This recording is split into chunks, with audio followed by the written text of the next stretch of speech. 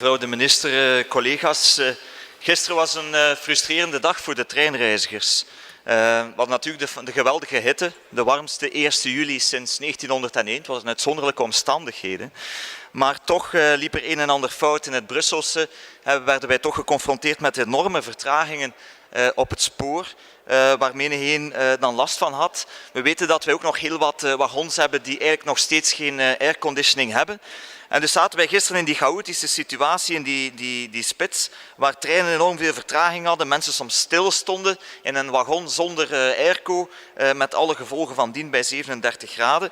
En waar ook de politiek van de NMBS wel zo is, dat men dan ter plaatse blijft staan en ook mensen niet gaat afzetten op het eerstvolgende station. Nu, mijn vraag gaat eigenlijk in 2 richtingen. Ten eerste, hoe evalueert u de communicatie van de NMBS? Want ik heb eens gekeken hoe men in het buitenland omgegaan is met de situatie van de hitte nu. En dan heb ik gezien in Frankrijk dat men daar de SNCF heeft gecommuniceerd. Avec l'arrivée de la canicule, des perturbations sont à prévoir sur le trafic des trains, notamment en Ile-de-France, en cause les fortes chaleurs qui malmènent le matériel. Dus men wist dat en men kondigt dat aan. In Nederland gaat u met de trein naar uw werk, hou rekening met vertragingen door de hitte. In feite zijn wij van heel weinig op de hoogte gebracht, behalve veel reizigers die gisteravond naar de stations gingen en geconfronteerd werden met die vertragingen. Dus het is eigenlijk mijn eerste vraag. Hoe evalueert u de communicatie van de NMBS en hadden zij niet op voorhand toch beter moeten communiceren dat hier een risico bestond op vertragingen? 2, wat zal er aangepast worden de komende dagen aan het hitteplan om eigenlijk de situatie van gisteren te vermijden? De komende dagen staan er nog steeds hete dagen te wachten. Gaat u iets aanpassen of wat denkt u dat de NMBS kan doen in wijziging naar aanpak van plan? Dank u. Dank u, meneer Lagarde. Madame la ministre. Chers collègues, zoals elk jaar bereiden de spoorbedrijven zich voor op de zomermaanden en periode van extreme hitte. De NMBS laat me weten dat er waterverlaars en fonteinen beschikbaar zijn in stations die bij extreme hitte voor de reizigers ter beschikking kunnen worden gesteld. Daarnaast heeft NMBS-personeel standby in station en heeft ze een voorraad met flesjes water aangelegd die aan de reiziger kunnen worden uitgedeeld indien nodig. Bijvoorbeeld bij incidenten. Ook wordt de airco en de andere mogelijk gevoelige installatie van de treinenuitvoering bekeken. De NMBS heeft een specifiek zomeraanbod. Daarbij kunnen bij mooie weer nog extra treinen ingeleid worden en daarnaast wordt het treinverkeer ook in real-time nog opgevolgd en kunnen dus in real-time nog bijkomende treinen worden ingelegd, mocht blijken dat er een grote toevloed aan reizigers is. Gisteren hebben er zo 11 extra treinen gereden bovenop het zomeraanbod. En ce qui concerne Infrabel, avant l'été, de très nombreux contrôles sont réalisés pour vérifier la robustesse de l'infrastructure aux grosses chaleurs. En effet, différents impacts négatifs sont susceptibles d'affecter le réseau ferroviaire en cas de température exceptionnelle. Les principales causes sont que le rail qui se dilate à cause de la chaleur, le rail serpente et a tendance à sortir de la place qui doit être la sienne. En Belgique, le rail peut affronter des températures anormales, mais en cas de circonstances exceptionnelles, les propriétés physiques du métal ne permettent pas une absolue garantie de l'absence d'incident. Deuxième cause, les boîtiers électroniques. En principe, ils sont blancs, mais parfois ils sont tagués, donc l'absorption de chaleur est diminuée et il peut avoir une absorption jusqu'à 70% selon Infrabel. Et donc ces boîtiers électroniques ne fonctionnent plus correctement. Daarnaast was er gisteren dan nog een bermbrand in de buurt van Vilvoorde. Deze brand heeft tot gevolg gehad dat op vraag van de brandweer het treinverkeer op de lijn Brussel-Mechelen 1 uur werd stilgelegd. Dit heeft tot gevolg vertragingen geleid. Enfin, les caténaires sont aussi sensibles aux fortes températures. La chaleur détend les caténaires qui risquent alors de toucher le toit du train et de créer un arc électrique.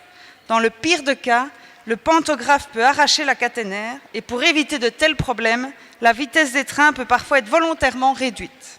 Il est également possible que certains appareils de voie d'aiguillage soient impactés par des fortes chaleurs. En ce qui concerne les mesures réparatrices, Infrabel a mobilisé hier l'ensemble de ses équipes pour faire face aux potentiels incidents liés aux températures exceptionnelles annoncées. Cela représente pratiquement 500 collaborateurs qui ont arpenté les voies sous la chaleur pour contrôler les installations et intervenir au plus vite si un incident était constaté. Je me permets quand même de rappeler que ces températures étaient vraiment exceptionnelles et que nos voisins ont connu les mêmes soucis. Les voisins du Pays-Bas ont connu les mêmes soucis au niveau de leurs voies ferrées et d'autres moyens de transport, également nos routes. Toutes nos routes ont connu pas mal de soucis avec ces fortes chaleurs, notamment avec des soulèvements de chaussées. Et donc, je ne voudrais pas minimiser la chose, mais je pense que c'était vraiment des circonstances exceptionnelles. Et étant donné les délais réduits et compte tenu du fait que la situation de ces températures tout à fait exceptionnelles perdure, il n'est pas possible à cet instant de chiffrer les retards et annulations subis hier. Les services du Punctuality Manager, notamment, étaient totalement mobilisés pour faire face à cette situation. Ces données seront, le cas échéant, disponibles en début de semaine prochaine. Al deze omstandigheden maakten dat gisteren een moeilijke dag was voor ons spoorwegsysteem. Er waren te veel problemen. Ik wil dan ook benadrukken dat ik alle begrip heb voor de klachten van de reizigers. Ik volg de situatie dan ook de komende dagen van dichtbij op. Dank u. Dank u mevrouw de minister. Madame Mats. Madame la ministre, j'entends bien vos réponses et c'est vrai que ce sont des circonstances exceptionnelles, mais ce sont des circonstances qui vont durer et donc ce n'est pas juste parler de la situation d'hier. Et il faudrait peut-être maintenant mettre de l'ordre définitivement dans cette société où, parallèlement, je vous ai aussi signalé, vous l'avez vu dans la presse, ces chamailleries permanentes. On n'a pas l'impression, objectivement, d'une entreprise qui est tournée vers ses nafteurs et vers le bien-être de ses nafteurs. Ça passe aussi par de la communication, mais ça passe aussi, je m'excuse, par le fait que vous mettiez de l'ordre. Vous annoncez un plan de modernisation, nous l'aurons, j'espère, sur la table du Parlement mi-juillet, comme vous y êtes engagé. Mais franchement, il est vraiment temps, avec ce qui s'est passé dans les filiales, avec les nombreux épisodes dans la presse de coups bas qu'il y a eu entre les responsables, il est vraiment temps que vous mettiez de l'ordre dans cette entreprise et que cette entreprise se dédicace à ses nafteurs, à leur bien-être, à leur sécurité et à ses travailleurs. Je vous remercie. Merci, Madame Mats. Meneer Lachaert. Ja, mevrouw de minister, collega's, er zijn eigenlijk uit dit exceptioneel verhaal ook positieve boodschappen. De NMBS probeert alle treinen op tijd te laten rijden. Maar twee, zij probeert ook te communiceren, bijvoorbeeld via Twitter, op een heel vlotte manier. Maar er zijn zaken die echt beter kunnen. En ik ben blij te zien dat u begrip heeft voor wat gisteren gebeurd is. Maar de komende dagen gaat het wellicht van hetzelfde zijn. En dan denk ik dat er echt 3 zaken beter kunnen. Dat is ten eerste, zoals in het buitenland, toch op voorhand communiceren aan de reizigers dat er zich een risico kan stellen. Dat treinen niet op tijd gaan rijden. Dat is eigenlijk managing expectations, zoals de Engelsen zeggen. Dat je het op voorhand weet van, er kunnen vertragingen zijn, kijk dat toch goed na. 2, dat is toch ook een punt dat ik wil maken. Ik heb begrepen dat de NMBS de trein MS 75-77 zal renoveren. Dat is een trein die 3,3 miljoen kost per stuk, maar die geen airco heeft.